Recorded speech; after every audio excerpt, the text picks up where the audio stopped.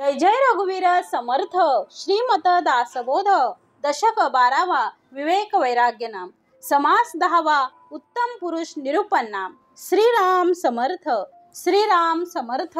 आपण यथेष्ट जेवणे उरले ते अन्न वाटणे परंतु वाया दवडणे हा धर्म नव्हे। तैसे ज्ञान तृप्त व्हावे तेची ज्ञान जनास सांगावे तर ते न बुडोने दावे बुडतयासी। श्रीराम समर्थ। श्री समर्थानी दशक 12वा विवेक वैराग्य नाम आणि त्यामधील शेवटचा समास 10वा समास उत्तम पुरुष निरूपण नाम या समासाचं विवरण आज समर्थ आपल्याला करायला घेत आहेत। श्रीराम समर्थ।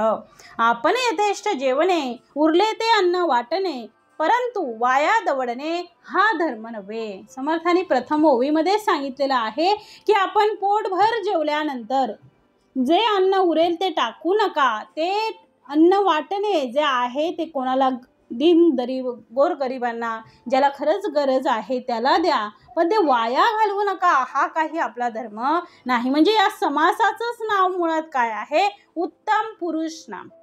उत्तम पुरुष म्हणजे उत्तम पुरुष कसा असावा याचं उत्तमाचं उदाहरण म्हणजे उत्तम पुरुष कसा असला पाहिजे हे सगळं समर्थांनी या समासामध्ये सांगितलेलं आहे। कारण या समासाचं नावच मुळात उत्तम पुरुष निरूपण नाम असं आहे आणि या समासाचं नावच मुळात उत्तम पुरुष असल्यामुळे समाजात असलेल्या आदर्श गोष्टी ज्या समाजामध्ये आदर्श गोष्टी आहेत, ज्या आपल्याला आदर्श ठरवतात त्या सगळ्या गोष्टी या माणसामध्ये या माणसाने अंगीकारल्या पाहिजे। म्हणजे जो उत्तम पुरुष आहे त्यामध्ये सगळ्यात महत्त्वाचं म्हणजे उत्तम जे गुण आहेत ते याच्यामध्ये पाहिजेत। म्हणून म्हटलंय उत्तम पुरुष आणि यामध्ये समाजात असलेल्या आदर्श गोष्टी या माणसाने अंगीकारल्या पाहिजेत। त्याच्यासाठी उत्तम पुरुष हा समास समर्थाने दिलेला आहे आणि त्याचा उल्लेख समर्थ या समासामध्ये करतात आहे। समर्थांना लोकसंग्रह अत्यंत मोलाचा वाटतो। माणसं जोडता आली पाहिजेत म्हणून म्हटलंय सदा सज्जन संगती दे रे राम। रामकथा ब्रह्मांड भेदून पैलाड न्यावी। म्हणजे रामकथा समर्थ म्हणतात रामकथा ब्रह्मांड भेदुनी पैलाड न्यावी। मागच्या समासामध्ये शेवटच्या ओळीमध्ये सांगितलेलं होतं की उदास वृत्तीस मानवी जन विशेष कथा निरूपण रामकथा ब्रह्मांड भेदुनी पैलाड न्यावी। म्हणजे रामकथा श्रीरामांची कथा श्रीराम कसे होते एक वचनी एक बाणी श्रीराम कसे होते याचं उदाहरण समर्थाने दिलेलं आहे आणि रामकथा आपल्याला ब्रह्मांड भेदून पैलाड नेणार आहे। म्हणजे जेथे सांग संगती महासंगीत गाणे तेथे वैभवास काय येऊने नामा नभा माझी तारांगणे तैसे लोक। म्हणजे जेथे उत्तम गुणांनी युक्त महंतपणा असेल, संगीत असेल, गाणं असेल तेथे वैभवाला काय ऊन पडणार आहे। जसं समर्थ म्हणतात की नभा माझी तारांगणे तैसे लोक। म्हणजे असं जसं आकाशात असंख्य तारे चंद्राभोवती असतात त्याचप्रमाणे त्याच्या भोवती लोक गर्दी करून सोडतात। म्हणून पुढे म्हटलेलं आहे घालून अकलेचा पवाड व्हावे ब्रह्मांडाहून जाड तेथे कैथे आणिले द्वाड करंटपण। म्हणजे जेथे अक्कल हुशारी नसेल तेथे सर्व विस्कळीत होऊन जातं। म्हणून समर्थ म्हणतात आहे की त्या अक्कल हुशारीच्या सामर्थ्याने ब्रह्मांडाहून श्रेष्ठ व्हावं आणि मग तेथे द्वाड अभागी पण काय करायचं आहे।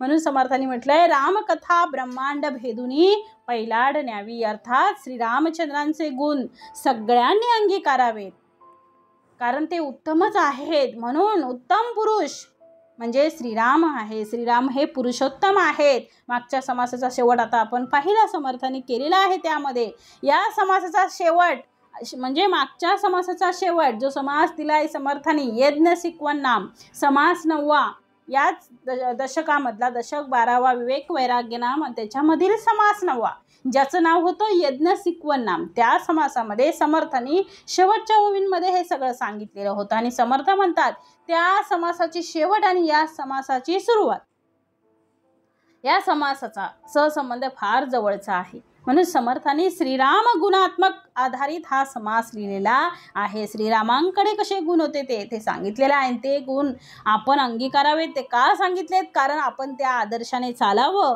त्यांचा आदर्श घ्यावा, त्यांच्याप्रमाणे वागावं, म्हणून हे सगळं समर्थांनी सविस्तर सांगितलेलं आहे. कारण असे कुठले गुण आहेत की जे श्रीरामचंद्रांकडे नाहीत? सगळे गुण श्रीरामचंद्रांकडे असल्यामुळे श्रीरामचंद्र आम्हाला काय आहेत? आदर्श आहेत, एक उत्तम पुरुष आहेत, पुरुषोत्तम आहेत. आणि आपल्या स्वतःमध्ये, आपल्या मुलांमध्ये, आपल्या नातेवाईकांमध्ये या समासाचा विचार करून त्यांच्यामध्ये हे गुण येतील का, आणि येण्यासाठी आपण काय प्रयत्न करू शकतो, हा विचार आपण केला पाहिजे. आणि जो अजान असेल, त्याच्यावर अशा प्रकारचे उत्तम गुण त्याने अंगीकारले पाहिजेत, असा आग्रह धरा. म्हणून समर्थांनी प्रथमच ओवीमध्ये म्हटलेला आहे उत्तम पुरुष. या समासाचं नाव उत्तम पुरुष आहे. मग उत्तम पुरुषाची लक्षणं कोणती आहेत? उत्तम पुरुष कोणाला म्हणावं? उत्तम पुरुष कसा असावा? हे सगळं आपल्याला हे समास म्हणजे हा समास सगळा विवरण करून आपल्याला समजणार आहे. म्हणून प्रथम ओवीमध्ये समर्थ म्हणतात आहे, आपण यथेष्ट जेवणे, उरले ते अन्न वाटणे, परंतु वाया दवडणे हा धर्म नव्हे. तैसे ज्ञाने तृप्त व्हावे, त्याची ज्ञान जनास सांगावे, तर ते न बुडो नेदावे बुडतयासी. म्हणजे आपण पोटभर जेवल्यानंतर आपण यथेष्ट जेवणे म्हणजे आपल्याला जेवढं आवडेल, जेवढं लागेल तेवढंच जेवण घ्यावं.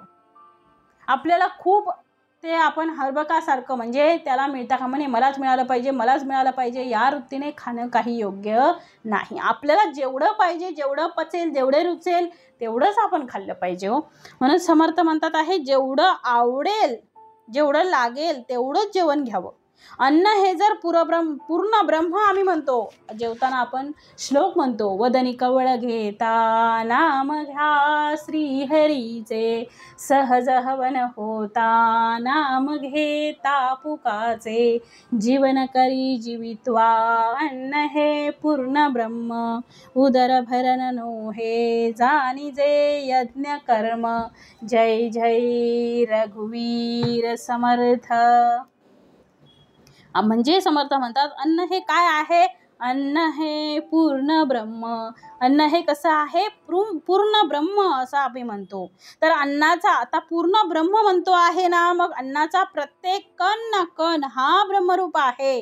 त्यामुळे अन्न वाया घालवणे हा धर्म नव्हे असं समर्थ सांगतात आहे. म्हणजे आपल्या ताटामध्ये काही शिल्लक राहता कामा नये. आपलं जेवणाचं ताट आपल्या समोर आल्यानंतर त्याच्या पहिल्यांदा नमस्कार करावं. हे समर्था तुमच्या आज्ञेने, तुमच्या आशीर्वादाने, तुमच्या सामर्थ्याने आज मला उत्तमाचं जेवण मिळालेलं आहे. ते जेवण तुम्ही उत्तमरित्या माझ्याकडून सेवन करून घ्या. म्हणजे तुम्हाला पाहिजे तेवढंच ते अन्न जेवावं, जे अन्न खावं आणि इतर जे राहिलेलं आहे ते तसंच ठेवावं. उगाच अन्न वाया घालवू नये. दुसरा कोणतरी त्याच्यामध्ये जेवून जाईल. म्हणजे पूर्वीच्या काळी बघा, जेवणाला एवढा मान ठेवायचं की, कारण जेवण त्यावेळी जास्त मिळायचंच नाही.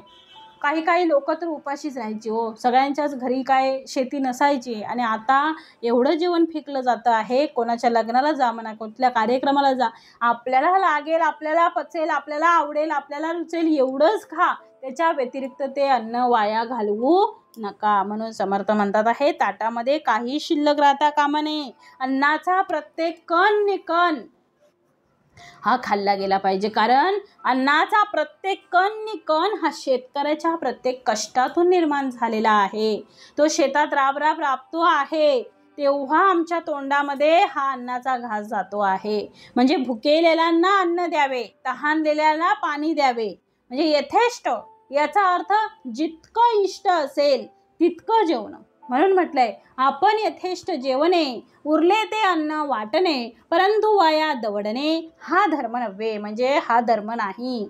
म्हणून पुढे म्हटलंय की परंतु वाया दवडणे, हे जेवण जे आहे ते वाया जर घालवलं, दवडणे म्हणजे वाया घालवलं, तर समर्थ म्हणतात आहे की हे जे आपण वाया घालवतो आहे ते वाया घालवताना कामा नये, तर हा धर्म नाही आहे असं समर्थ सांगत आहेत. म्हणून पुढील ओळीमध्ये म्हणतात आहे, तैसे ज्ञान तृप्त व्हावे, त्याची ज्ञान जनास सांगावे, तर ते न बुडो नेदावे बुडतयासी. मग समर्थ म्हणतायत की बुडत्या लोकांना, समर्थ काय म्हणतायत, म्हणजे त्याप्रमाणे ज्ञानाने आपण तृप्त व्हावं, तेच ज्ञान लोकांनाही सांगावं. म्हणजे जसं आपणही जेवतो आणि आपण पोटभर जेवतो आणि आपल्यातलं ताटातलं दुसऱ्यालाही देतो, म्हणजे आपणही ज्ञानाने तृप्त व्हावं, तसं दुसऱ्यालाही ज्ञान लोकांना सांगावं. ज्याला पोहायला येत नाही त्याची ज्ञान जरास सांगावे, तर ते न बुडो नेदावे बुडतयासी. म्हणजे जर ज्याला पोहायला येत नाही, आपल्याला पोहायला येत असेल तर त्याला वाचवणं हे आपलं काम आहे. म्हणजे बुडत्या लोकांना बुडू देणं हे जसं पाहणाऱ्याचं लक्षण नाही. काय सांगितलंय, बुडत्या लोकांना बुडू देणं हे पाहणाऱ्याचं लक्षण नाही. कारण खरा पोहणाऱ्याचं हे लक्षण आहे का? हो नाही. पोहणारा एखादा उभा आहे, जो अट्टल पोहणारा आहे, परंतु तो काठावर उभा आहे आणि दुसरा व्यक्ती जर बुडतो आहे, तर बुडत्या लोकांना बुडू देणे हे जसं पोहणाऱ्याचं लक्षण नाही.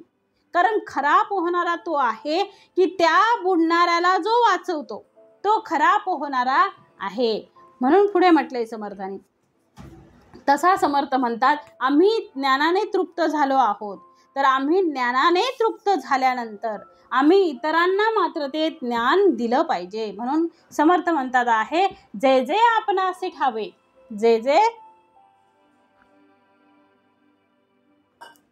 जे आपणासी ठावे, ते इतरांशी शिकवावे, शहाणे करुणी सोडावे सकळ जन. जे जे आपणासी ठाव, म्हणजे जे जे मला माहीत आहे, जे जे मला ठाऊक आहे, ते जे आपणासी ठावे, ते इतरांशी शिकवावे. म्हणजे जे जे मला माहीत आहे ते इतरांना शिकवावं, शहाणे करुणी सोडावे सकळ जन. म्हणजे शहाणं करून सोडावं सगळ्या लोकांना.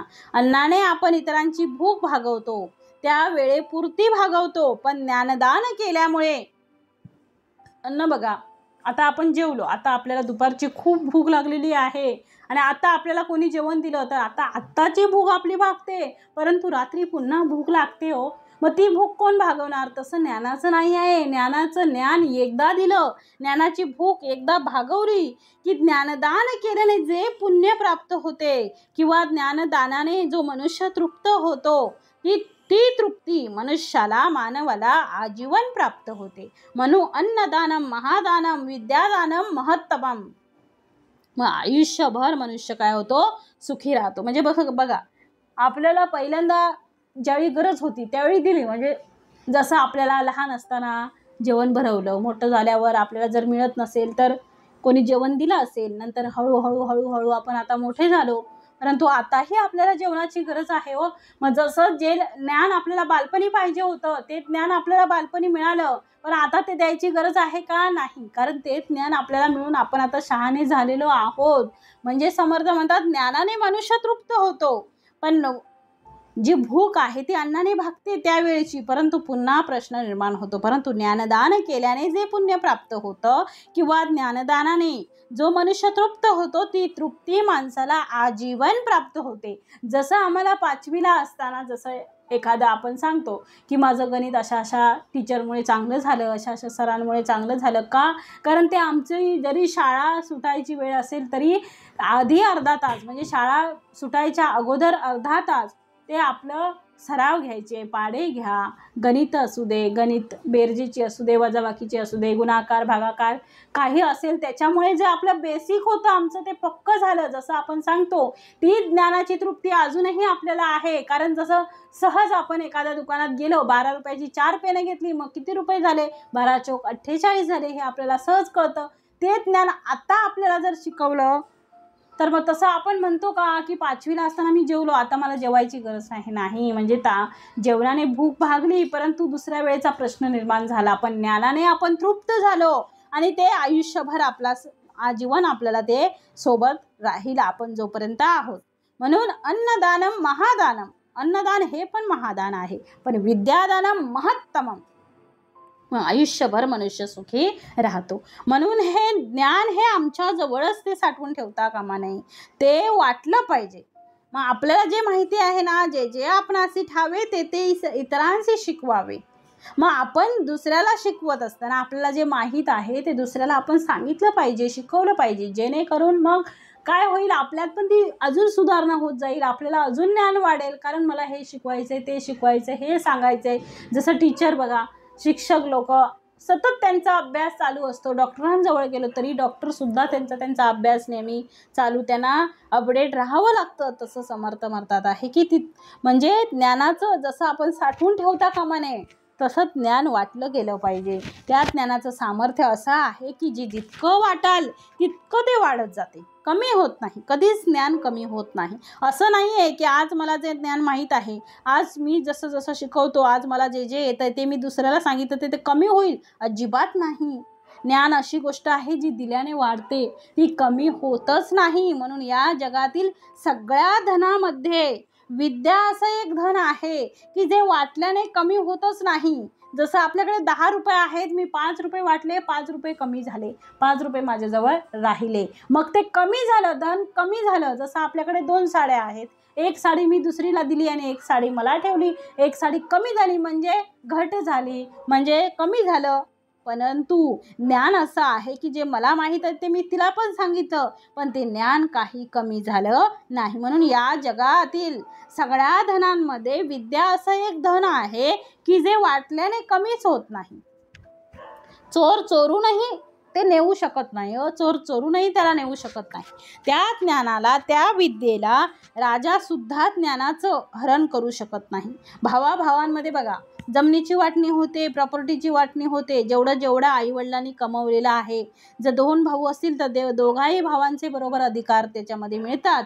परंतु समर्थ म्हणतात भावाभावांमध्ये त्यांची वाटणी होऊ शकते, परंतु ज्ञानाची वाटणी मात्र भावाभावांमध्ये होऊ शकत नाही. माझ्या आईला एवढं येत होतं, ते तुला अर्ध घे, मला अर्ध घेतो, नाही, शक्य नाही. ज्ञानाची वाटणीच होत नाही, ते भारही होत नाही. ते ज्ञानी आहे याचं ओझही होत नाही. उलट त्या ज्ञानामुळे माणसाला नम्रता प्राप्त होते. आणि म्हणून समर्थ म्हणतात जर ते कुठलंही धन असेल तर त्याचा वापर करत राहिलो तर ते घटत राहते, कमी होत राहते. पण ज्ञान असं आहे की ते दिलं, विद्या अशी आहे की दिली तर ती वाढतच जाते. म्हणून समर्थ म्हणतात आहे की तैसे ज्ञाने तृप्त व्हावे. म्हणून ज्ञान कसं आहे तर सर्व धन प्रदानम, सर्व धनामध्ये मुख्य असं ते धन आहे. म्हणून समर्थ म्हणतात आहे की तैसे ज्ञाने तृप्त व्हावे, तेची ज्ञान जनास सांगावे, तर ते न बुडवणे दावे बुडतयासी. मग समर्थ म्हणतात सगळेजण सुखी व्हावे. सर्व धनामध्ये मुख्य धन असं ते धन आहे. खरे ज्ञानी कोण हो तर जे अज्ञानी आहेत त्यांना वर उचलतात, ते खरे ज्ञानी आहेत. म्हणजे त्यांना ज्ञान देतात, ज्यांना कळत नाही त्यांना समजावून सांगतात. सगळेजण सुखी व्हावे असं वाटतं असेल तर सगळ्यांनी ज्ञानी असलं पाहिजे. पैशाने मनुष्य सुखी होत नाही, ज्ञानाने मनुष्य सुखी होतो, कलेने मनुष्य सुखी होतो. आणि म्हणून समर्थ म्हणतात आहे की उत्तम गुण स्वये घ्यावे, ते बहुतांश सांगावे, वर्तल्या विन बोलावे, ते शब्द मिथ्या. मग आता म्हटलंय समर्थाने जे उत्तम गुण स्वये घ्यावे, जे जे उत्तम गुण आहेत ते तुम्ही स्वतः अंगी करा आणि ते बहुतांश सांगावे, ते इतरांनाही सांगता आले पाहिजे. एखादा जर आपल्या सोबतीचा असेल, आपली एखादी मैत्रीण असेल आणि ती जर चुकत असेल तर उत्तम गुण आहे तो तिला पण सांगता आला पाहिजे आणि आपल्यालाही घेता आला पाहिजे. वर्तल्या विन बोलावे, ते शब्द मिथ्या. म्हणजे उत्तम गुण आता कोणता आहे की चोरी करू नये. आता मी स्वतः चोरी करते आणि माझी मैत्रीण बघते आणि मैत्रीण चोरी करताना मी तिला सांगते की चोरी करू नये, तर ती त्याच्यावर काही विश्वास ठेवणार नाही आणि ती म्हणेल स्वतः चोरी करते आणि मला सांगते. मग तसं होता कामा नये. मी स्वतः प्रत्यक्षात ते पहिलं केलं पाहिजे, ते आचरणात आणलं पाहिजे, जेणेकरून माझं पाहून तिच्यामध्ये ते वर्तन आपोआपच होईल. म्हणजे त्याच्यासाठी उत्तम गुण स्वये घ्यावे, आधी स्वतः कर, नंतर ते बहुतांश सांगावे. वर्तल्या विन बोलावे, ते शब्द मिथ्या. म्हणजे वर्तन केल्याशिवाय, आचरण केल्याशिवाय ते दुसऱ्याला सांगणं हे खोटंच बोलणं आहे. मग ते मिथ्या वाटायला नको, तर पहिल्यांदा तू ते स्वीकारलं पाहिजे. म्हणून समर्थ म्हणतात जे ज्ञान, जे गुण आम्ही इतरांना सांगण्याचा प्रयत्न करतो आहे, जे आम्ही बोलून दाखवतो आहे, ते जर आम्ही तसे वागलो नाही, आधी केले मग सांगितले, आधी करायचं नंतर सांगायचं, करायचं आधी सांगायचं नंतर करायचं नाही, जेणेकरून आपल्यावर कोण विश्वास ठेवणार नाही, तर ते सांगणं सुद्धा व्यर्थ ठरते. म्हणून किंवा त्या गोष्टी मिथ्या समजल्या जातात. म्हणून अशा गोष्टी केल्या पाहिजेत की मी जे सांगतो, मी जे सांगतो आहे जगाला त्या गुणांचा मी पायी झालो पाहिजे. मी भक्ती करा म्हणतो तर मी भक्ती करणारा पाहिजे. नाहीतर मी 24 तास मस्तपैकी आपलं ज्यावेळी वेळ मिळेल ते मोबाईल टी व्ही याच्यावरच बसलेलो आहे, नाही तर मौज मजा करतो आहे. कधीच भगवंताकडे बसून त्या भगवंताला कधी आठवलं नाही, त्याचं कधी स्मरण नाही, त्याचं कधी भजन नाही. मग समर्थ म्हणतात हे सगळं असताना जर तू दुसऱ्याला सांगितलंस की आता बसू नका, भजन करा, हे करा, ते करा, उपासना करा, माळजप करा, तर तू स्वतः करतो का? नाही. मग स्वतः पहिलं करावं, आधी केले मग सांगितले, मग ते सगळ्या गोष्टी त्या मिथ्या वाटणार. म्हणून अशा गोष्टी केल्या पाहिजेत की मी जे सांगतो आहे जगाला त्या गुणांचा मी पायी झालो पाहिजे. मी भक्ती करा म्हणतो तर मी भक्ती करणारा पाहिजे. मी जप करा म्हणतो तर मी जप करणारा पाहिजे. मी व्यायाम करा सांगतोय तर मी व्यायाम करणारा असला पाहिजे. तो जे जे सांगतो, जनाला आपण काही गोष्टी सांगतो त्यावेळेस त्या गोष्टी माझ्यामध्ये आल्यात का त्याचा विचार बोलणाऱ्याने केला पाहिजे. आणि तसा न करता जर तो बोलत असेल तर समर्थ म्हणतात तो जर करता बोलत असेल तर वर्तल्याविना बोलावे ते शब्द मिथ्या म्हणून सांगितलंय की ते कसं आहे, तो शब्द काय आहे, मिथ्या आहे ते शब्द. म्हणून ते मिथ्यत्व जाऊन सत्यत्व येण्यासाठी वर्तणुकीची गरज असते. आणि म्हणून समर्थ म्हणतात आधी केले मग सांगितले त्याचे भाग्य पुरुष झाले, या वेगळे उरले ते करंट पुरुष. आधी करा आणि मग सांगा. सांगणं सोपं आहे, करणं खूप कठीण आहे. बोलणं सोपं आहे, वर्तन करणं कठीण आहे. आणि म्हणून पुढे समर्थ म्हणतायत उत्तम गुण स्वये घ्यावे. बोलणं खूप सोपं आहे पण ते अंगीकारणं खूप कठीण आहे हो. उत्तम गुण स्वये घ्यावे, उत्तम गुण स्वये घ्यावे ते बहुतांश सांगावे, वर्तल्याविन बोलावे ते शब्द मिथ्या. म्हणून मग समर्थ म्हणतात ऐकण्यामागे माझ्या मनामध्ये बदल व्हावा, ऐकण्यामागे माझ्या मनामध्ये बदल व्हावा, माझ्या आचरणात बदल व्हावा, माझं मन शुद्ध व्हावं, चांगले गुण माझ्यामध्ये यावेत, यासाठी ते ऐकणं आहे आणि यासाठी ते सांगणं आहे. म्हणून सांगितलंय जे जे आपणासी ठावे ते ते इतरांशी सांगावे, शहाणे करून सोडावे सकळ जनी. आता कसं वर्तन करावं, जे प्रभू रामचंद्राने आदर्श वर्तन केलं ते वर्तन आम्ही केलं पाहिजे. प्रभू रामचंद्र एक उत्तम पुरुष होते, उत्तम पती, एक वचनी एक बाणी. त्यानंतर समर्थ म्हणतात उत्तम भाऊ होते, ते उत्तम पुत्र होते. समर्थ म्हणतात आहे की उत्तम राजा होते. मग समर्थ म्हणतात सगळे उत्तमाचे गुण त्यांच्याजवळ होते. आणि म्हणून पुढच्या ओळीमध्ये म्हटले समर्थाने स्नान संध्या देवतार्चन एकाग्र करावे, जप ध्यान हरिकथा निरूपण केले पाहिजे. शरीर परोपकारी लावावे, बहुतांच्या कार्यास यावे, उणे पडो नेदावे कोणी एकाचे. मग आता भगवंताच्या नामाला चित्तशुद्धतेची गरज आहे हो. श्री समर्थ म्हणतात आहे की सर्वात पहिलं आपलं मन हे शुद्ध असलं पाहिजे. कारण आपला जो शत्रू आहे तो आपलं शुद्ध जे मन आहे आणि जे अशुद्ध मन आहे तेच आपलं सगळ्यात पहिलं मोठं शत्रू आहे. आपण पुढ्यात खूप गोड बोलतो आहे, अशी कित्येक माणसं आपल्याला भेटतात की समोरून खूप गोड बोलतात परंतु मागेच आपल्या काड्या लावतात. म्हणजे जे पुढ्यात फक्त वरून दुःख म्हणजे त्यांचा मुखवटा आहे तो वेगळा आहे, खायचे दात वेगळे, दाखवायचे दात वेगळे, असं असतं का म्हणे हो. समर्थ म्हणतात जे बाहेरून आहेस ना ते आतून दिसलं पाहिजे, स्पष्ट स्वच्छ निर्मळ आणि अगदी स्वच्छ ते दिसलं पाहिजे. जसं आता बघतोय तशीच काही वर्षांनी दिसली पाहिजे. म्हणजे त्याचं मन जे आहे ते अजिबात कोणी सांगून कोणी ऐकून कुठून ऐकून बिघडता कामा नये. समर्थ म्हणतात सगळ्या ज्यात कर्मांची तुमच्या पुण्याई आहे ती तुमचं मन आहे. मन स्वच्छ असेल तर सगळं मिळेल. समर्थ म्हणतात जे तुमच्या भाग्यात नाही ते सुद्धा तुम्हाला मिळेल. पण मन स्वच्छ पाहिजे. एखाद्याने घर बांधलं, गाडी घेतली की आपल्याला वाटतं की त्याने गाडी घेतली, त्याने घर बांधलं, कुठून आला पैसा एवढा खूप, आणि मग आपणच म्हणतो पैसा आहे म्हणून बांधलं. असं नसतं. प्रत्येकाने त्याची वेळ ती सावरलेली असते. जो तो कमवत असतो, दुसऱ्याला आपण नावं ठेवायची गरज नाही. त्याच्या सामर्थ्याने त्याच्या शक्तीने त्याला जेवढं पॉसिबल झालं तेवढं त्याने बांधलं. आपणही त्याला बघून खुश व्हावं. जेणेकरून वाईट बोलायचं असेल तर वाईट बोलू नका, चांगलं बोलायचं नसेल तर बोलू नका, परंतु वाईट तरी त्याला बोलू नका. एखाद्याने चांगलं केलं तर खरंच त्याचे गुणगान गावे, त्याला खूप आशीर्वाद द्यावे आपण. पण कोणाच्याही मागून जे पुढे बोलतात तेच मागून बोलावं, स्पष्ट बोलावं. आपल्या मनात कोणाबद्दलही कसलाही पूर्वग्रह दूषित ठेवू नये. म्हणून समर्थ म्हणतात भगवंताच्या नामाला चित्त शुद्धतेची गरज आहे. ज्याचं शुद्ध चित्त आहे त्यालाच भगवंताचं नामस्मरण त्याच्याकडून होणार आहे. चित्त शुद्ध असलं पाहिजे. ते चित्त जर चांगलं असेल, प्रसन्न असेल, तर भगवंताचं नाम केव्हाही ते घ्यायला हरकत नाही. त्याला काळ वेळ काहीही बंधन नाही.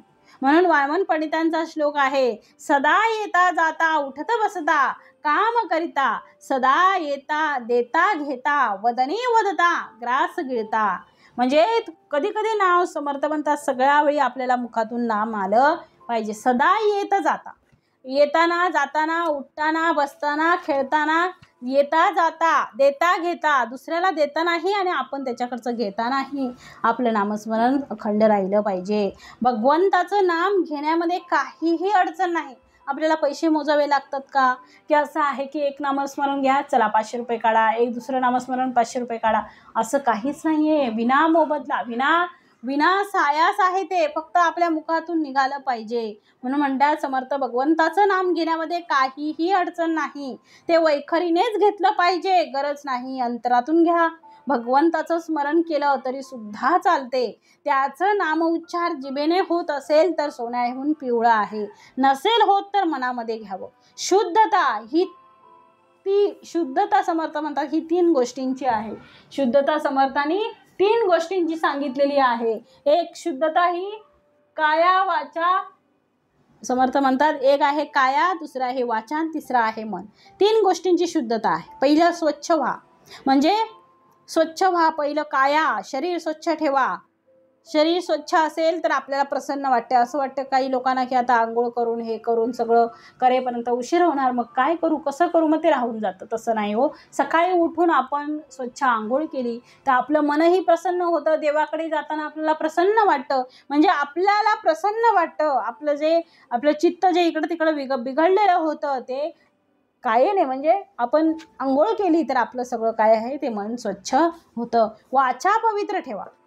बोलताना दुसऱ्याशी लागेल धक्का ऐसी वर्तणूक करू नका. वाचा पवित्र ठेवा. कमी बोलायला शिका. जर बोलता येत नसेल तर गप्प राहावं, परंतु दुसऱ्याला ज्ञान सांगत बसू नये. कारण आपण जेवढं खरं बोलू तेवढं ते टोचणारं आहे. म्हणून म्हणतात वाचा पवित्र ठेवा. आणि मग मनाचा विचार घेता. समर्थ म्हणतात नंतर मनाचा विचार करा. या तिन्हीही शुद्ध होईल तेव्हा खरा शुद्ध आहे. समर्थ म्हणतात पहाटे उठून भगवंताचं नाम घेणं ते माझ्या पुरतं मर्यादित आहे. त्यामुळे मी माझा जप एकांतात राहून करेल. पहाटे उठून नामजप करणं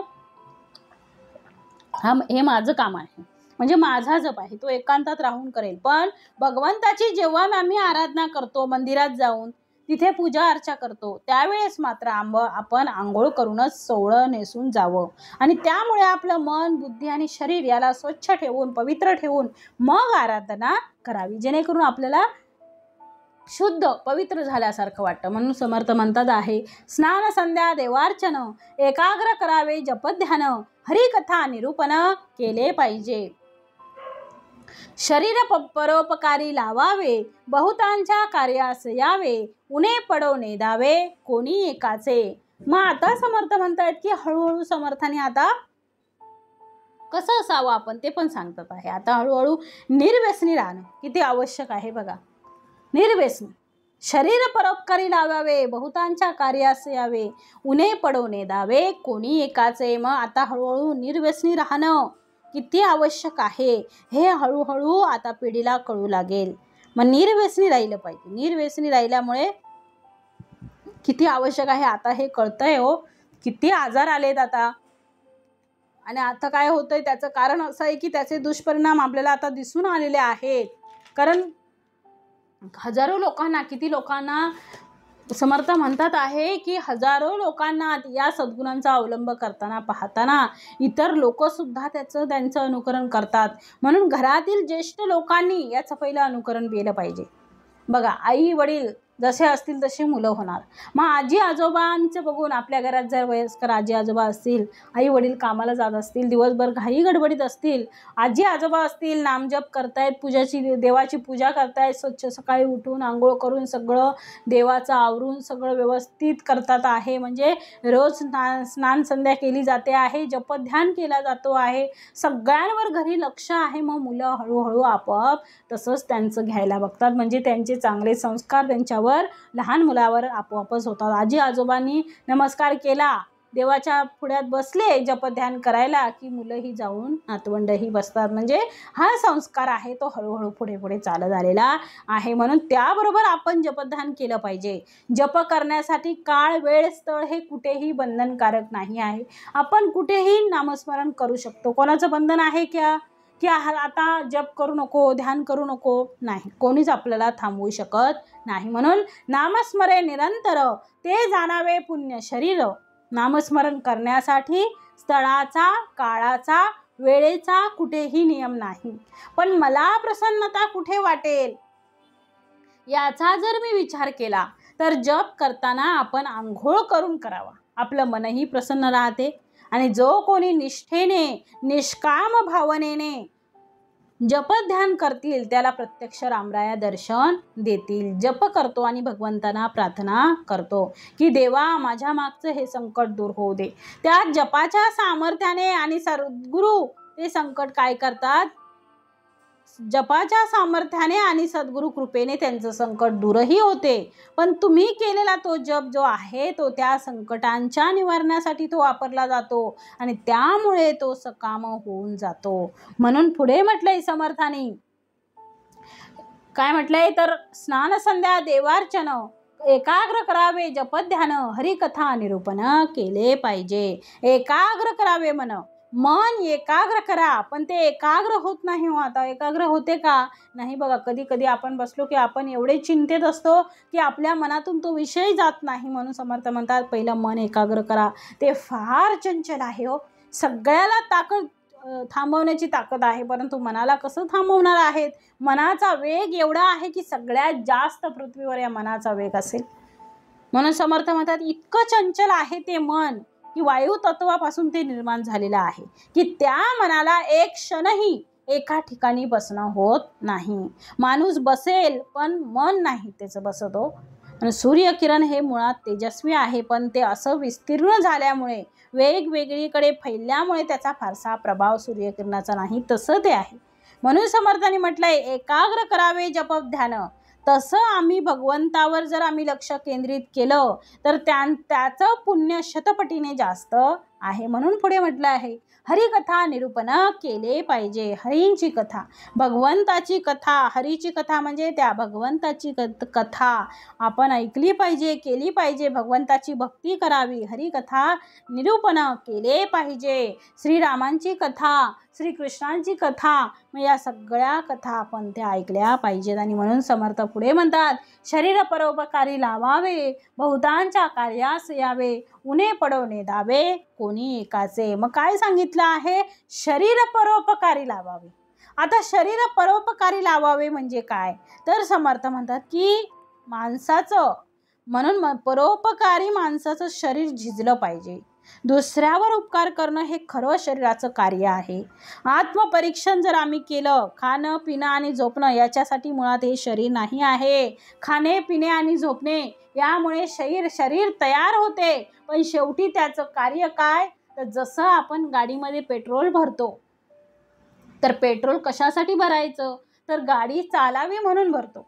पण गाडी कशासाठी चालवावी तर जसं आमचं शरीर हे गाडी आहे आणि या गाडीमध्ये आम्ही अन्नरूपी पेट्रोल टाकलेलं आहे. मग गाडी तयार झाली आहे, मग कशासाठी तयार झाली आहे त्याचं उत्तर आहे परोपकार. ती गाडी परोपकारासाठी चालली पाहिजे. आणि जेव्हा देह परोपकारी लावावे तरीच त्याचे सार्थक झाले. जर ते परोपकारी नाही लावले तरी त्याचा जन्माला येऊन काय उपयोग आहे? परोपकार जर आपण नाही केला तर काय उपयोग आहे हो?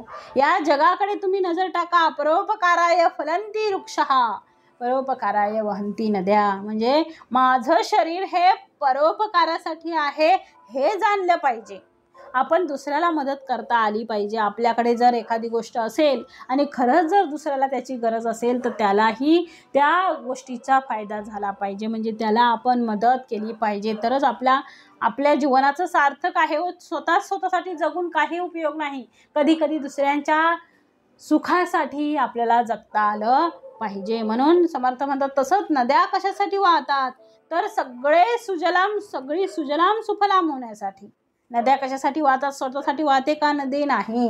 सगळीकडे नदी वाहते कारण सस्य श्यामलाम होण्यासाठी. म्हणून नद्या वाहतात. झाडं फळं देतात कशासाठी? झाडं स्वतः फळं खातात का हो? नाही, परोपकारासाठी. मग झाडं सावली देतात. झाड स्वतःसाठी सावली करते का? नाही, स्वतः तापत असते परंतु दुसऱ्याला मात्र सावली देते. म्हणजे परोपकार हे यांच्याकडून शिकलं पाहिजे हो. मग कशासाठी? तर आता झाडं फळं का देतात? तर परोपकारासाठी. पशु पक्ष्यांपासून मानवांपर्यंत सगळ्यांना आनंद मिळावा. काही फळं बघा पक्षी तोडतात, काही आपल्याला मिळतात, यासाठी ती फळं आहेत. त्याप्रमाणे गायी सुद्धा दूध देतात. स्वतः गाय दूध पिते का हो? नाही, ती आपल्या लेकरासाठी आहे. त्या सुद्धा परोपकारासाठी. लेकरासाठी ते दूध आहे, गायीसाठी चारा आहे. गायीसाठी दूध आहे का? नाही. म्हणजे देणे हा उद्देश शरीराचा आहे. देणे हा उद्देश काय आहे? शरीराचा आहे. भगवंताने प्रत्येकाला ते शरीर दिलेलं आहे आणि ते शरीर माझ्यासाठी नाही तर ते दुसऱ्यासाठी दिलेलं आहे. माझ्या पोटासाठी मी जगतोच आहे. जसं सामान्य लोक जगतात तेच करतात, पण साधकाने मात्र तसं करू नये. दुसऱ्यांसाठी जो जगेल त्याचं खरं जगणं आहे. कोणाचं जीवन खरं आहे, कोणाचं जीवन धन्य आहे? जो दुसऱ्यांसाठी जगतो त्याचं जीवन धन्य आहे. मी माझ्यासाठी जगतो आहे, काय कौतुक आहे हो त्याचं? काहीच नाही. सगळेच जगतात, सगळेच सगळ्यांसाठी जगतात. परंतु जेव्हा तो परोपकारासाठी जगतो तेव्हा त्यांचं जीवन धन्य होते. असा जगतो त्याचं जीवन जगणं म्हणतात. नाहीतर समर्थ म्हणतात नुसतं जगण्यात काय अर्थ आहे? म्हणून ऐसे आले कोट्यान कोटी, गेले काय आणि आले काय, याची काहीही किंमत नाही. असे कितीतरी आले आणि कितीतरी गेले, काहीच केलं नाही हो. म्हणून समर्थ पुढे म्हणतात आहे की आडले जाकसले शरीर परोपकारी लावावे, बहुतांच्या कार्यास यावे, उणे पडोने दावे कोणी एकाचे. मग दुसऱ्याच्या दुःखाने दुसऱ्याला सुख देण्यामध्ये आपला आनंद वाटला पाहिजे आपल्याला. म्हणून समर्थ पुढे म्हणतात, कठीण प्रसंगी आपण धावत जा. कठीण प्रसंगी त्या लोकांना तुम्ही मदत करा. आयुष्यभर ते विसरणार नाही. बघा, ज्यांना कठीण प्रसंगात आपण मदत केलेली आहे ते आपल्याला कधीच विसरत नाही. तो त्यांना बरोबर लक्षात असते आपल्याला ही वेळ होती आणि या व्यक्तीमुळे आपण त्या वेळेतून बाहेर पडलेलो आहे. म्हणजे जसं आपलं बालपण असतं किंवा बघा आपलं बालपण असतं, ज्या बालपणामध्ये आपल्याला एक वेळ खायला पण मिळायचं नाही, जे मिळालं ते पोटभर पण मिळायचं नाही, मग घालायच्यासाठी कपडे नाही, मग अशा बऱ्याच गोष्टी आहेत. पण त्या समर्थ म्हणतात आहे की ज्यावेळी आपण लहान असतो त्यावेळी आपल्याला आपलं बालपण जर कष्टाचं गेलं असेल तर आपल्याला कोणी मदत केली, काय काय दिलं हे आपण अजूनही म्हणजे अगदी वृद्ध होईपर्यंत, आपली शेवटची घटिका येईपर्यंत आपल्या लक्षात असतं की आपल्याला याने त्यावेळी मदत केली होती त्यावेळी, त्यामुळे माझा तो प्रश्न मिटला होता, मी त्याचे खरेच उपकार कधी फेडणार आहे असं आपण त्याची आठवण काढतो. म्हणजे लोकांना तुम्ही मदत करा, आयुष्यभर ते खरंच विसरत नाही. तुम्ही त्यांच्या लग्न कार्यात गेलं, मोठं गिफ्ट दिलं, ते हजारो लोक देतात हो, सगळेच देतात, त्याचं काही कौतुक नाही. 4 दिवस त्याची चर्चा चालते आणि मग काय, लोकांना पैसा नको, लोकांना भेटवस्तू नको, लोकांना काही नको, लोकांना कठीण प्रसंगी धावून गेलं पाहिजे. जो कठीण प्रसंगी धावत येतो त्याचं जे येणं आहे ते आयुष्यभरासाठी स्मरण राहते, त्याची कीर्ती पाठीमागे राहते. आणि म्हणून समर्थांनी म्हटलंय, शरीर परोपकारी लावावे, बहुतांच्या कार्यास यावे, उणे पडोने दावे कोणी एकाचे. मग समर्थ म्हणतात अशा प्रकारे आपण परोपकारी व्हावं असं समर्थ सांगतात आहे. अतिशय सुंदर विचार येथे समर्थांनी मांडलाय हो. अगदी बारीक बारीक मुद्दे, म्हणजे समर्थांनी उत्तम व्यक्ती, उत्तम पुरुष कसा घडला पाहिजे, उत्तम माणूस म्हणून उत्तम कसा जगला आहे म्हणून म्हटले ते मानसाने मानसाशी मानसा समवागणे, हीच मुची प्रार्थना हेच मुचे मागणे, मानसाने मानसाशी मानसा समवागणे.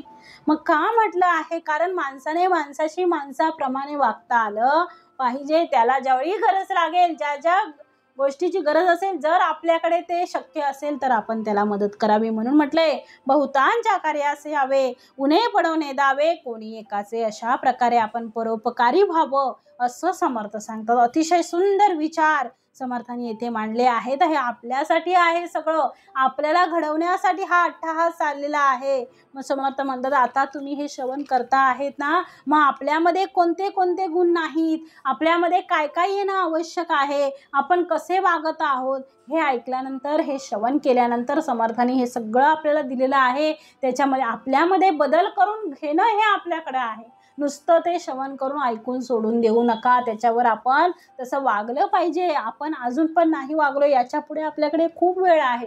जेवढा वेळ राहिला आहे तेवढा तरी आपण उत्तमाचा घालू.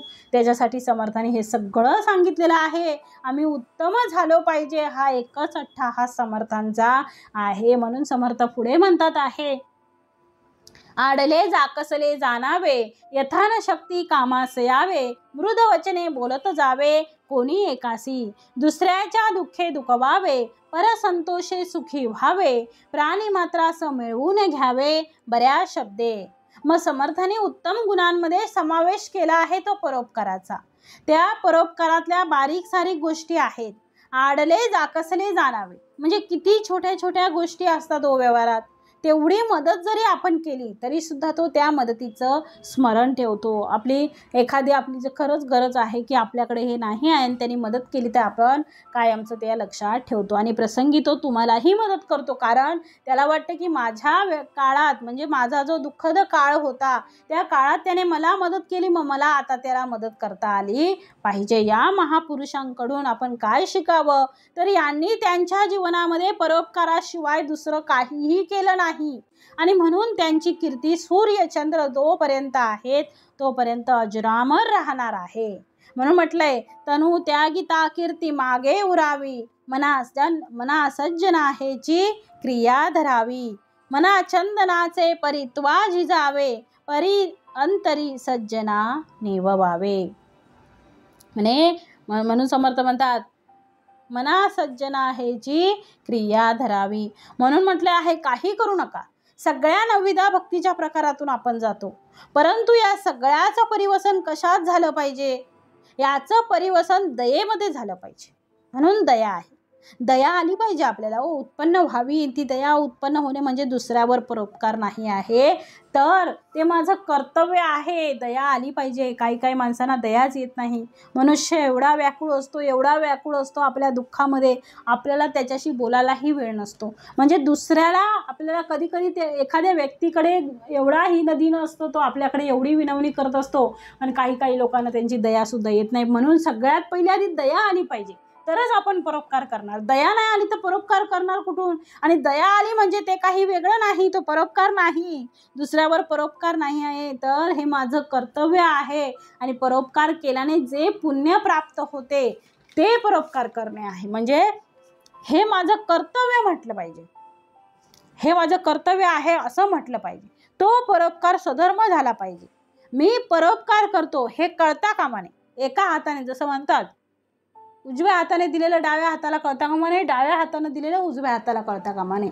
मग काय समर्थ म्हणतात की जर आपण परोपकार केलो तर काही लोकांचं बघा कसं असतं, परोपकार करणार कशासाठी? 4 लोकांनी माझं नाव घ्यावं, 4 लोकांना समजावं, मग काहीतरी दान करतात, ते मी दान केलं, ते मी दान केलं, ते मी दान केलं. अरे पण ते सांगायचं कशाला? परोपकार करता आहे ना, मग ते गुपित पण ठेवायला शिका. कशाला सांगायचं? ज्याने दिलं आहे त्याला गर्व नाही, हे सगळं त्याचं आहे. मग आता तू घेणारा आणि मिळवणारा कोण आहेस? तू आणि मी कोणी नाही. तो देणारा एक भगवंत आहे, ज्याला कधीच त्याचं अहंकार झालेला नाही. ते परोपकार करणं हे माझं कर्तव्य आहे. मग तो परोपकार स्वधर्म झाला पाहिजे. मी परोपकार करतो हे कळता कामा नये. या पद्धतीने संत राहिले हो, आपण राहू का? संतांनी दिलं भरपूर, पण ती दिल्याची भावना त्यांच्याकडे मुळीच नाही आहे. म्हणून त्यांचं नाव ते कायम आहे. ते चंदनाप्रमाणे झिजत असताना सुगंध मागे टाकत राहिले. म्हणून महाराजांचा असाच एक प्रसंग आहे. महाराज म्हणजे वैराग्य संपन्नच होते. नामावर अत्यंत श्रद्धा. काही करू नका, पण नामस्मरण करा, नाम घ्या. लोक भरपूर भेटवस्तू त्यांना द्यायचे.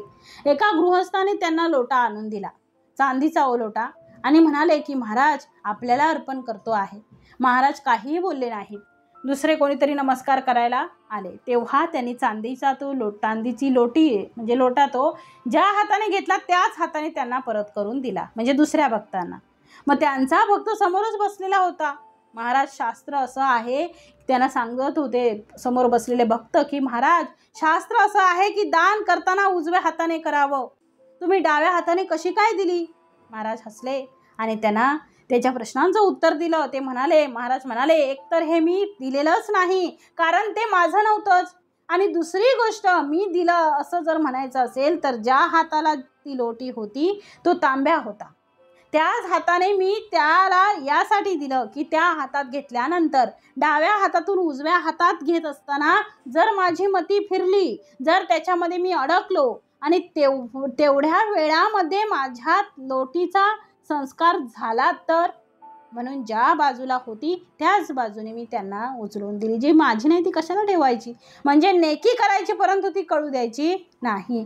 म्हणजेच आपल्याला त्याचा संग्रह नाही करायचा आहे. तो फक्त वस्तूचा नाही तर परोपकाराचा सुद्धा संग्रह नाही करायचा आहे. तो केला आहे याची जाणीवच होऊ द्यायची नाही. म्हणून म्हटले, आडले जा कसले जाणावे. आपल्याला कळलं की यांच्याकडे पाहुणे आले आहेत, आपण यांना काही मदत करू शकतो का? ती मग कोणतीही असो, ती मग आपण मदत केली पाहिजे. म्हणजे तो परोपकार झाला. म्हणून आडले जा कसले जाणावे, यथान शक्ती कामास यावे. असं कोणी म्हटलं की तुम्ही सगळंच उचलून द्यावं, असं कोणी म्हटलेलं नाही. तुम्ही तुमचा विचार करू नका, थोडी मदत करा, अगदी थोडी, तुमचाही विचार करू शकता. म्हणजे समर्थ म्हणतात की तुमचा विचार करायच्या अगोदर सगळं देऊ नका, तुमचाही विचार करा. या जगामध्ये जो मनुष्य दुसऱ्याला थोडी मदत करतो, भगवंत त्याला भरभरून देतो. आणि म्हणून समर्थ म्हणतात आहे, आडले जा कसले जाणावे, यथान शक्ती कामास यावे, मृद वचने बोलत जावे कोणी एकासी. मग लोक परोपकार करतात आणि बोलून दाखवतात. मागे तुम्हाला आम्ही दिली नव्हती का वाटीभर साखर? दिली होतीच, मान्य करू, पण ते बोलायची काही गरज नाही. परोपकार बोलला की तो वाया जातो, बोलून दाखवला की त्याची किंमत निघून जाते. सांगायचं सुद्धा नसतो परोपकार, तो करायचा असतो. लोक करतात कमी आणि ॲडव्हर्टाईज जास्त करतात. म्हणून समर्थ म्हणतात आहे की तुम्ही परोपकार करा, बोलू नका. आणि ज्या लोकांशी तुम्हाला संवाद साधायचा आहे तो मृदू शब्दे राजे राखावा सकळ लोक. मृदू शब्दे काय माहीत नाही, खाताना लोकांना गोड पदार्थ खूप आवडतो की नाही? आपल्याला सगळ्यांनाच आवडतो. कडू पदार्थ आवडतो का नाही? पण बोलताना लोक नेमकं कडू बोलतात. ते कसं आवडेल हो? मग जसं खाण्यासाठी गोड आवडते तसं बोलण्यासाठी सुद्धा गोड वाटलं पाहिजे. मला कोणी गोड बोलावं असं वाटत असेल तर आम्ही सुद्धा कोणाशी गोड बोललं पाहिजे. गोड बोलणे हा आगंतुक गुण आहे. जसा दातृत्वम म्हणजे दान करणे, दातृत्वम प्रिय, वक्तृत्वम प्रिय बोलणं, सहज गुणांची ही यादी केली जाते. जे जन्माला प्राप्त म्हणजे जे जन्मातः प्राप्त होतात, जशा काही गोष्टी शिकून येतात, जशी कला आहे ही शिकून येते, काही जन्मजातच असतं बघा, शिकली किती येते. पण काही गोष्टी अशा आहेत की त्या शिकून येत नाहीत, त्या जन्मानेच याव्या लागतात. त्यापैकी एक गोष्ट म्हणजे दातृत्व, दान करणं हे शिकून कोणाला दान येत नाही, त्याच्या अंगातच त्याच्या वंशातच ते दान असावं लागतं. आणि दुसरं दिलेलं आहे प्रिय वक्तृत्वम, याचा अर्थ गोड बोलणे, प्रिय वाटेल असं बोलणे. सत्य वचन प्रिय, हा म्हणजे सत्याचं वचन आहे पण ते सत्य प्रिय वाटेल असे सांगणे. म्हणजे गोड बोलून नुसतं चालणार नाही, पण गोड बोलत असताना सत्याची कास धरून गोड बोलणे आहे. नाही तर आपल्या कामासाठी गोड बोललेलं चालणार नाही. उगा चुकीचं वागतोय आणि आपण त्याच्याशी गोडच बोलतोय कारण माझं काम झालं पाहिजे, असं चालणार नाही. सत्याच्या आधाराने बोलणे, एखाद्याला चुकत असेल तर ते सुद्धा गोड शब्दात सांगता येऊ शकते. शेवटी समजणाऱ्याला समजलं पाहिजे एवढाच उद्देश असेल. आणि ऐकणाऱ्यांनी सुद्धा पुन्हा अशी चूक करू नये असं जर वाटत असेल तर गोड बोललं पाहिजे. म्हणून पुढे म्हटलेलं आहे, दुसऱ्याच्या दुःखे दुःख व्हावे, परसंतोषे सुखी व्हावे, प्राणी मात्रास मिळवून घ्यावे बरा शब्दे. मग दुसऱ्याच्या दुःखामध्ये दुःख वाटलं पाहिजे आणि दुसऱ्याच्या सुखामध्ये सुख वाटलं पाहिजे. सामान्यतः माणसाची प्रवृत्ती अशी आहे की कोणाकडे जर दुःखद घटना घडली असेल तर आपल्याला दुःख होते, डोळ्यात पाणी येते, त्याच्याबरोबर आपण रडूही लागतो, त्याची आपल्यालाही हळहळ लागते हो. परंतु समर्थ म्हणतात दुःखामध्ये दुःखी होणं हे पाहिलं तर सोपं आहे. दुःखामध्ये दुःखी होणं सोपं आहे, पण कठीण गोष्ट कोणती आहे? दुसऱ्याच्या सुखामध्ये सुख वाटणे. जर एखाद्या घरामध्ये काहीतरी झालं असेल, म्हणजे कोण असं माहीत झाले असेल किंवा काहीतरी विघटित घटना घडली असेल तर आपल्याला दुःख वाटतं, खरंच वाटतं. परंतु एखाद्याने जर बंगला बांधला असेल 2 मजली, आपल्या सोबत राहतो आणि 2 मजली घर बांधलं, मग सुख वाटेल का? जर वाटलं तर सोन्याहून पिवळं खरंच आपण भगवंताच्या स्मरणात आहोत असं समजावं. दुसऱ्याचं सुख माणसाला सहन नाही होतो. मग भक्ती तीच खरी जी हरीची भक्ती आहे. मग परत करशे दुःख न मानी, उलटी मदत करी, हरीची भक्ती तीच खरी. भक्ती करणे म्हणजे काय करणे हो? भक्ती करणे याचा अर्थ त्या भक्तीमध्ये भगवंताला आनंद होईल असं वागणं. आणि भगवंत हा नुसता मूर्तीमध्ये नाही, तर तो भगवंत प्रत्येकाच्या हृदयामध्ये, तो भगवंत वास करतो आहे. म्हणून त्या भगवंताला प्रसन्न करण्यासाठी तुम्ही दुःखामध्ये दुःखी व्हा आणि त्याच्या सुखामध्ये सुद्धा तुम्ही सुखी व्हा. म्हणून म्हटलंय परसंतोषे सुखी व्हावे. म्हणून समर्थ म्हणतात आहे की तुम्ही अशा प्रकारे प्राणी मात्रांस मिळवून घ्यावे बऱ्या शब्दे. जगामध्ये एकच असं ज्ञानेंद्रिय आहे की जे आपलं आरोग्य अंतर आणि बाह्य बिघडतं, आणि ते इंद्रिय म्हणजे काय आहे? अंतर आणि बाह्य सगळं बिघडून टाकतं, म्हणजे ते जीभ आहे. म्हणून त्या जिभेने आपण सदैव गोडच बोललं पाहिजे. जिभले तुले काय धंदा, भज मन घडी घडी गोविंदा. भगवंताचं नाम सदैव घेता आलं पाहिजे, त्या जिभेला प्रमाणात ठेवता आलं पाहिजे. भाषणामध्ये बोलत असताना सुद्धा तिला मर्यादित ठेवलं पाहिजे, आणि जेवण करत असताना सुद्धा तिला मर्यादित ठेवलं पाहिजे. म्हणजे जेवण कमी केल्यानंतर, म्हणजे जेवढं इष्ट आहे तेवढं सेवन केल्यानंतर आरोग्य चांगलं राहतं. तसंच कामापुरतं बोललं तर आपलं अंतर आरोग्य म्हणजे मनसुद्धा चांगले राहते. आणि म्हणून इथे समर्थ म्हणतात आहे की समर्थांनी इथे दिले आहे, दुसऱ्याच्या दुःखे दुःख व्हावे, परसंतोषे सुखी व्हावे, प्राणी मात्रांस मिळवून घ्यावे बऱ्या शब्दे. म्हणजे 4 शब्द गोड बोला. जो परिणाम औषध करत नाही ते परिणाम बघा 4 शब्द करून जातात. म्हाताऱ्या आई वडिलांशी त्यांची मुलं आणि नातवंड सुना त्यांच्या 4 शब्द गोड बोलले तर त्यांना औषधाची सुद्धा गरज नाही हो. त्यांना औषध नसलं तरी चालेल, ते बिना औषधच बरे होतात. पण तेच जर त्यांच्याशी व्यवस्थित बोलले नाही तर त्यांना करमतच नाही व व्यवस्थित बोलले नाही तर त्यांना करमत नाही. त्यांना रात्रभर चांगली झोपही लागत नाही. मग म्हाताऱ्या माणसांना, मोठ्या माणसांना, वयस्कर माणसांना त्यांच्याजवळ 5 मिनिटं बसा, त्यांचे 2 शब्द ऐकून घ्या, काय त्यांना सांगायचे ते ऐकून घ्यावं आणि त्यांच्याशी 2 शब्द सुसंवाद साधावा. औषधाची सुद्धा मग त्यांना गरज नाही. या जगामध्ये आपल्या आजूबाजूचे जे नातेवाईक आहेत, आपल्या आजूबाजूचे जे शेजारी आहेत, तुम्ही उठल्याबरोबर त्यांना विचारा, काय हो सगळं ठीक आहे ना? त्यांना मग हो म्हटलं ना, मग त्यांना पण आनंद वाटतो. हळूहळू अनेक लोक जी आपली शत्रू आहेत ती कमी होत जातात. मग आध्यात्मिक माणसाचं सगळ्यात मोठं सूत्र आहे, आध्यात्मिक माणूस तो खरा आहे की ज्याचे शत्रूच नाही, त्याला अजात शत्रू म्हटलेला आहे. आध्यात्मिक माणूस असा अजात शत्रू झाला पाहिजे. कोणीही आमचं वाईट करणार नाही आहे. तो सगळे माझे आहेत, माझ्यावर सगळे प्रेम करतात, सगळ्यांचा मी आहे आणि सगळे माझे आहेत, ही भावना जोडून ठेवील तो मनुष्य जीवनामध्ये सुखी होईल. आणि म्हणून पुढे म्हटलेलं आहे की बहुतांचे अन्याय क्षमावे, बहुतांचे कार्यभाग करावे, आपल्या परीस व्हावे पारखे जन. आपल्याप्रमाणे सगळे जण आहेत, हे विश्वची माझे घर, ऐसी मती जयाची स्थिर, किंबहुना चराचर आपणची झाला. या विश्वात कोण परका आहे? सगळे जण आम्ही या जगातले नाहीच आहोत, सगळे परकेच आहेत. सगळेजण आम्ही पाहुणे आहोत, त्यामुळे सगळेजण आपण एक आहोत या भावनेने राहा, म्हणजे जीवन आपलं सुखी होईल. आणि या समासामध्ये समर्थांनी तेच सांगितलेलं आहे की इहलोक धन्य होईल आणि परलोकाचा मार्ग सुद्धा आपला काय होईल? सुखर होऊन जाईल. म्हणून समर्थ पुढे आता म्हणतात आहे म्हणून समर्थ म्हणतात तुम्ही स्वतःही जगा आणि दुसऱ्यांनाही जगू द्या.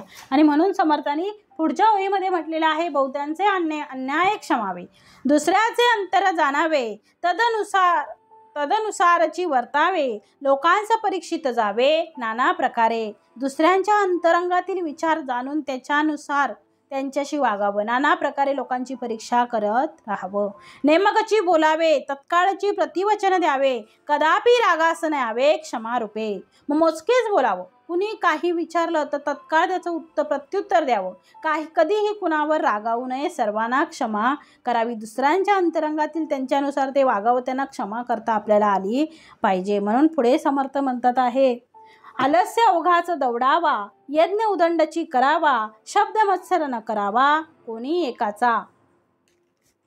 मग इथे समर्थ आता म्हणतात आहे की आळस पूर्णपणे झटकून द्या, उदंड प्रयत्न करीत राहा, दुसऱ्या कुणी बोललेला एखादा शब्द धरून त्यावर म्हणजे वाद करत बसू नका. म्हणून म्हटलंय, उत्तम पदार्थ दुसऱ्यास द्यावा, शब्द निवडून बोलावा, सावधपणे करीत जावा संसार आपला. म्हणजे उत्तम पदार्थ असेल तो दुसऱ्यांना द्यावा आणि शब्द विचारपूर्वकच बोलावा, त्यामुळे आपला संसार दक्षतेने आपण करू शकतो. मग सावधपणे करता आला पाहिजे. मरणाचे स्मरण असावे, हरिभक्तीस सादर व्हावे, मनोन कीर्ती सौरवावे येणे प्रकारे. मग मरणाचं नेहमी आपल्याला स्मरण असावं, मरणाचं आपण नेहमी स्मरण ठेवावं आणि हरिभक्तीला सादर व्हावं. कधी ना कधी आपल्याला भगवंताचरणी जायचं आहे, मग आजपासूनच आपण सुरुवात करावी. ती काळ ती वेळ आपल्याला काही माहिती नाही, याप्रमाणे वागून मेल्यावरही आपली काय आहे, कीर्तिरूपे आपण उरणार आहोत. नेमकेपणे वर्तो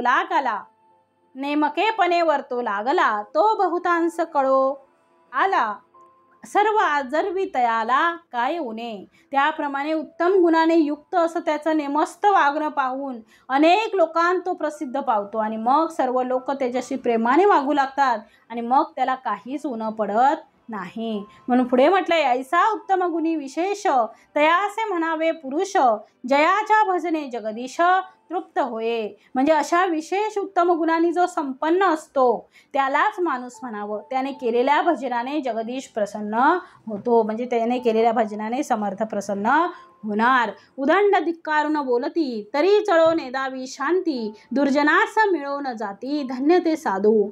म्हणजे लोक जरी खूप धिक्कारून बोलले तरी आपली शांती कधी ढळू देऊ नये. ते दुर्जनांनाही आपलंसं करतात ते साधू काय आहेत, धन्य आहेत. म्हणून पुढे म्हटलंय समर्थांनी, स्वये आपण कष्टावे, बहुतांचे सोसित जावे, जिजोन कीर्ती सौरवावे नाना प्रकारे. मग स्वतः कष्ट करावेत, अनेकांचं वागणं नाना प्रकारची, म्हणजे कष्ट करून आपण आपली कीर्ती वाढवावी. कीर्ती पाहो जाता सुख नाही, सुख पाहता कीर्ती नाही, विचारे विना कोठेची नाही समाधान. म्हणजे जर आपण कीर्ती पाहत राहिलो तर सुख नाही, अंतःकरण कधी दुखू नका. कीर्ती मिळणार, विचाराशिवाय प्रपंच आणि परमार्थ कोठेच समाधान नाही हो, सगळीकडे असमाधानच आहे. म्हणून समर्थांनी पुढे म्हटले, परांतरास न लावावा ढका, कदापि बडो नेदावा चुका, क्षमाशील तयाच्या तुका हानी नाही. मग अंतःकरण कधी कुणाचं दुखवू नये आणि क्षमाशील जो असतो त्याला क्षमा करावी, महत्वाची कधीच मग हानी होत नाही. म्हणून पुढे म्हटलंय, आपले अथवा परावे, कार्य अवघेच करावे, प्रसंगी कामास चुकवावे हे विहित नव्हे. मग आपल्या असो वा दुसऱ्याचं उत्तम कार्य नेहमी करीत राहावं, प्रसंगी काम चुकारपणा करणं हे काही चांगलं नाही. बरे बोलतो सुख वाटते, हे तो प्रत्यक्ष कळते, आत्मवत परावे ते मानित जावे. चांगले गोड बोलल्यामुळं सुख वाटतं आणि समर्थ म्हणतात, हे तर अनुभवाने प्रत्यक्ष कळतंच, म्हणून लोकांना स्वतःसारखंच मानित जावं. कठीण शब्दे वाईट वाटते, हे तो प्रत्ययास येते, तरी मग वाईट बोलावे ते काय निमित्त. कुणी कठोर शब्द बोललं की आपल्याला वाईट वाटतं, असा तर अनुभव येतच असतो आपल्याला. मग आपण दुसऱ्याला तरी का वाईट बोलावं, आपल्याला दुःख होतंय ना, मग दुसऱ्याला होतच असेल ना हो. मग आपणास चिमटा घेतला तेने कासावीस झाला, आपल्याला चिमटा घ्या, कसा कासावीस होतो मनुष्य, कसं दुखतं, आपणावरून दुसऱ्याला राखत जावे. मग आपल्याला चिमटा घेतल्यावर जर दुःख होत असेल, जर वेदना होत असतील तर दुसऱ्याला सुद्धा आपण चिमटा का घ्यावा. म्हणून म्हटलं आपल्यावरून दुसऱ्याच्या दुःखाची कल्पना करावी. जे दुसऱ्यास दुःख करी ते अपवित्र वैखरी, आपणास घात करी कोणी एके प्रसंगी. मग जी दुसऱ्याला दुःख देते ती वैखरी वाणी कशी आहे? अपवित्रच आहे. आपणास घात करी कोणी एके प्रसंगी, ती वेळ प्रसंगी आपल्याच घातकाचं कारण ती ठरते. पेरिले ते उगवते, बोलण्यासारखे उत्तर येते, तरी मग कर्कश बोलावे ते काय निमित्त? म्हणजे जे पेरणार आहे तेच उगवणार आहे हो. आपण जर लोकांचं वाईट बघितलं तर आपलं कधीतरी वाईट होणारच आहे. आपण जर चांगले शुभ आशीर्वाद दिले तर आपल्यालाही कोणतरी शुभ आशीर्वाद देणारच आहे हो. मग बोलण्यासारखी उत्तर येते, जसं आपण बोलू तसंच आपल्याला उत्तर मिळतं, तरी मग कर्कश बोलावे ते काय निमित्त? मग कुठल्या कारणाने कर्कश बोलावं बरं? पुढे म्हटलंय, आपल्या पुरुषार्थ वैभवे बहुतांश सुखी करावे, परंतु कष्टी करावे हे राक्षसी क्रिया. मग आपल्या पराक्रमाने वैभवाने अनेकांना सुखी करावं, त्याच्या योगे दुसऱ्यांना दुःखी करणं ही राक्षसी क्रिया आहे. दंभ दर्प अभिमान क्रोध आणि कठीण वचन हे अज्ञानाचे लक्षण भगवद्गीतेत बोलिले. म्हणजे दंभ दर्प अभिमान क्रोध आणि कठोर वचन हे अज्ञानाची लक्षणं आहेत हे भगवद्गीतेत सांगितलेलं आहे. जो उत्तम गुणे शोभला तोची पुरुष महाबला, कित्येक लोक तयाला शोधित फिरती. जो उत्तम गुणांनी शोभत असतो तोच महापुरुष असा आहे आणि कित्येक लोक मग त्याला शोधत फिरतात. त्याला लोकांना शोधायची गरज लागत नाही. क्रियेविन शब्द ज्ञान त्याची स्वानाचे वमन, भले तेथे अवलोकन कदापि न करती. मग क्रियेशिवाय नुसते शब्दज्ञान हे कुत्र्याच्या उलटीसारखं आहे. मग चांगले लोक कडे बघत पण नाही. मनापासून भक्ती करणे उत्तम गण. पुढे म्हटले समर्थाने मनापासून समर्थ म्हणतात आहे मनापासून भक्ती करणे उत्तम गुण अगत्य धरणे तया महापुरुषा कारणे धुंडीत येती. म्हणजे जो मनापासून भक्ती करतो ते जो उत्तम गुण धारण करतो त्या महापुरुषाला लोक शोधत येतात. लोकांना त्याला शोधायची गरज लागत नाही. ऐसा जो महानुभाव तेने करावा समुदाव, भक्ती योगे देवाधिदेव आपुला करावा. मग समर्थ म्हणतात असा जो साक्षीतकारी महापुरुष आहे त्याने लोकसंग्रह करावा आणि भक्तीच्या योगाने देवादिदेव आपलासा करावा. आपण औचित्य मरो न जावे, मग भजन कोणे करावे, या कारणे भजनास लावावे बहुत लोक. मग समर्थ म्हणतात समजा आपण औचित मरून गेलो तर मग भजन कोण करणार? मग असा विचार करून त्याने अनेक लोकांना भगवत भक्तीला करायला लावलं पाहिजे. म्हणून म्हणतात आमची प्रतिज्ञा ऐसी काही न मागावे शिष्यासी, आपणा मागे जगदीसासी भजत जावे. मग आमची प्रतिज्ञा अशी आहे की शिष्यापाशी काहीही मागू नये, पण एवढं जरूर मागावं की त्यांनी आपल्या मागे जगदीशाला भजत जावे, भगवंताला भजावं. या कारणे समुदाव जाला पाहिजे मोहछाव, हातोपाती देवादिदेव ओळसा करावा. मग हे व्हावं म्हणून समुदाय एकत्र करण्यासाठी महोत्सव करावेत आणि सहजासहजी देवादिदेव प्रसन्न होईल असं करावं. आणि पुढे म्हटलंय आता समुदाया कारणे पाहिजे ती दोन्ही लक्षणे, श्रोती येते सावधपणे मन घालावे. मग आता लोकसंग्रह व्हावा म्हणून महंतांच्या अंगी पुढील 2 लक्षणं असणं आवश्यक आहे. श्रोत्यांनी मन एकाग्र करून सावधपणे ती ऐकावी.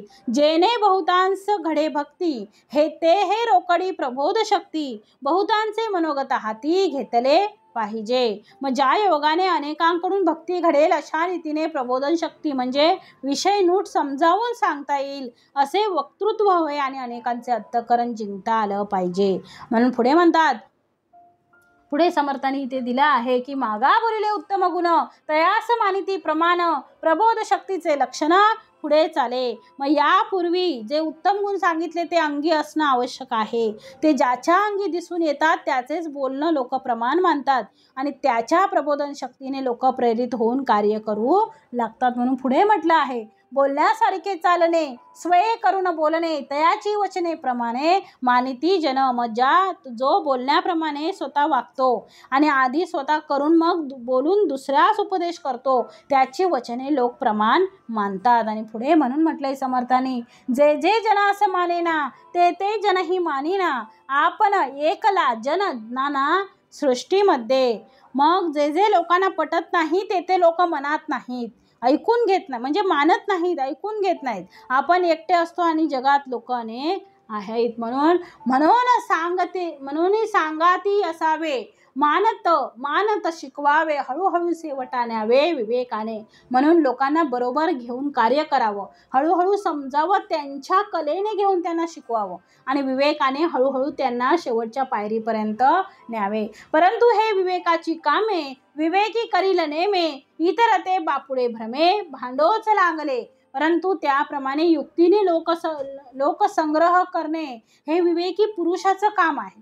त्यालाच ते जमतं आणि इतर लोक बापडे म्हणजे भ्रमाने एकमेकांमध्ये भांडणं सुरू करतात. बहुतांशी भांडता एकला, सैन्या वाचून पुरवला, या कारणे बहुताला राजी राखावे. मग सेनापती ज्याप्रमाणे सैन्याशिवाय एकटाच काही करू शकत नाही, त्याप्रमाणे सर्वांशी जो भांडतो तो एकाकी पडतो आणि काहीच कार्य करू शकत नाही. म्हणून उत्तम पुरुषाने अनेक लोकांना राजी राखावं. म्हणून पुढे म्हटलंय समर्थाने, बहुतांशी भांडता एकला, सैन्या वाचून पुरवला, या कारणे बहुताला राजी राखावे. इति श्रीदास बोधे गुरुशिष्य संवादे उत्तम पुरुष निरूपण नाम समास 10वा. जय जय रघुवीर समर्थ.